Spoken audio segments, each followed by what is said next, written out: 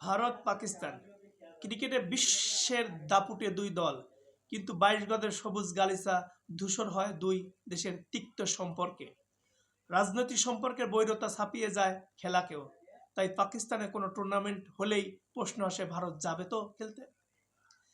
যে প্রশ্নের চোরাবালিতে আগামী বছর চ্যাম্পিয়ন্স ট্রফি।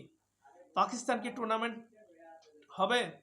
ভারতের মধ্যে জানিয়ে দিয়েছে তারা খেলতে যাবে না। প্রস্তাব দিয়েছে হাইব্রিড মডেলের। পোশাকি নাম বদল হয়েছে পার্টনারশিপ মডেল। মানে এরপর আইসিসির যে কোনো ইভেন্ট ভারত পাকিস্তান তাদের ম্যাচগুলো খেলবে নিরপেক্ষ ভেন্যুতে। অবশ্য সে প্রস্তাব রাজিও হয়েছে পাকিস্তান। এমন খবর গণমাধ্যমে এলেও ধোঁয়াশা এখনও কাটেনি। এর মধ্যে 1 ডিসেম্বর আইসিসির চেয়ারম্যান পদের দায়িত্ব নিয়েছেন জয় শাহ। তার নেতৃত্বে 5 ডিসেম্বর দুবাইতে বসতে যাচ্ছে আইসিসির বোর্ড সভা। সেখান থেকে সম্ভাবনা আছে সিদ্ধান্ত আসার। তবে সেই সবার আগে আইসিসির গোয়েন্দা তথ্য নতুন শঙ্কা জাগাচ্ছে পাকিস্তানের জন্য।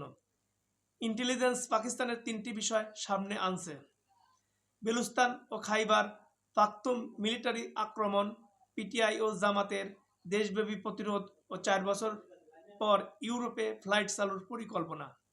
এসব মাথায় রেখে নিরাপত্তা হুমকি ও সিভিল আনরেস্ট ক্যাটাগরিতে পাকিস্তানকে হাই বা উচ্চ ঝুঁকিতে রেখেছে তারা। যার মানে দাঁড়ায় শুধু ভারত নয়, পাকিস্তানও খেলতে যাওয়া যে কোনো দেশের জন্য হুমকি। তাই তো পুরো টুর্নামেন্টেই সরে যেতে পারে পাকিস্তান থেকে।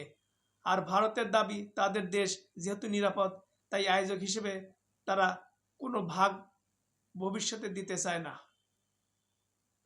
আইসিসির সেই গোয়েন্দা রিপোর্টে এসব এসেছে আগরতলা বাংলাদেশের সহকারী হাইকমিশনের হামলা।